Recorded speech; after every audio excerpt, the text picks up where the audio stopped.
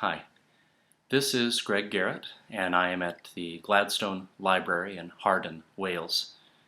And this is the next to last of the conversations that we'll have together about unchristian politics, the way that Christianity is currently being played out or not being expressed in American political life.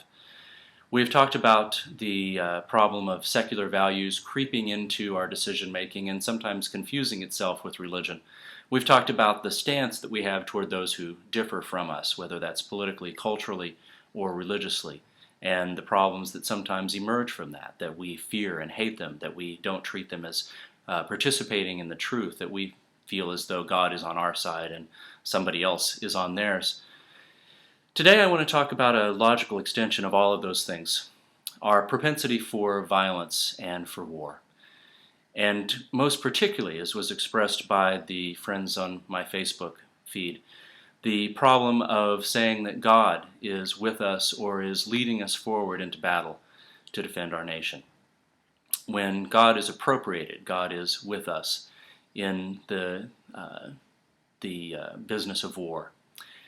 We are, in these past 10 years, involved in 2 undeclared wars in the Middle East.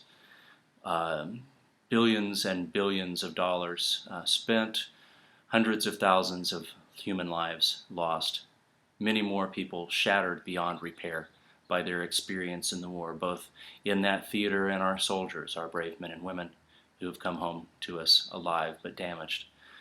We are a Christian nation, we say, and yet we turn to war and conflict almost without thinking about other alternatives. It's true that Christianity has a mixed record of how it understands how we are to treat war and violence. In the early centuries of Christianity, it was very clear that Christians were to turn the other cheek, that they were not to be involved in war and violence.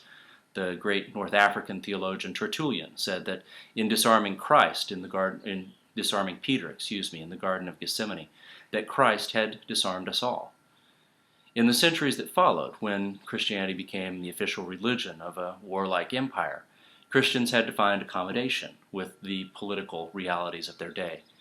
And so we find Augustine, and later Aquinas, after the fall of Rome, formulating the ideas for just war, when it is acceptable for Christians to accept war and conflict.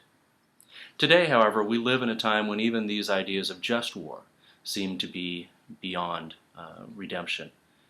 Jean Bethke Elshtain, a conservative speaker and thinker, is a big proponent for the idea that America should use its power to defend the innocent and the weak.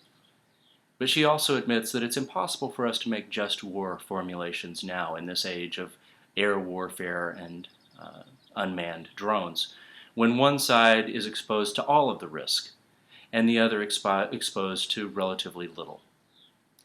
Just war was an idea that was composed when combatants met on a battlefield and fought each other with swords or arrows or guns.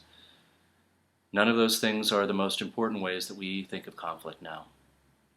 And so, although it is the most challenging issue that we face in terms of our foreign policy, one of the things that is most unchristian about us is our willingness to fight, to go to war. Jesus himself left an example which is admittedly very hard for us to follow.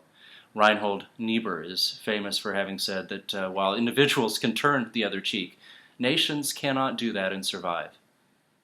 And yet the truth of the matter is that Jesus' example in his words and in his life indicate to us that the truly Christian way is not to fight back even in self-defense. Jesus was unwilling to allow others to defend him, and he said that though he could have called legions of armed angels to defend him, to take him down from the cross to protect him, he chose not to do that. Whether you believe that literally or you believe that metaphorically, what Jesus was saying there is that the truly Christian thing is to give your life. Now, I'm on most days incapable of even thinking about that. And if you threaten my family or my children, I'll find myself incapable of sitting pacifistically by.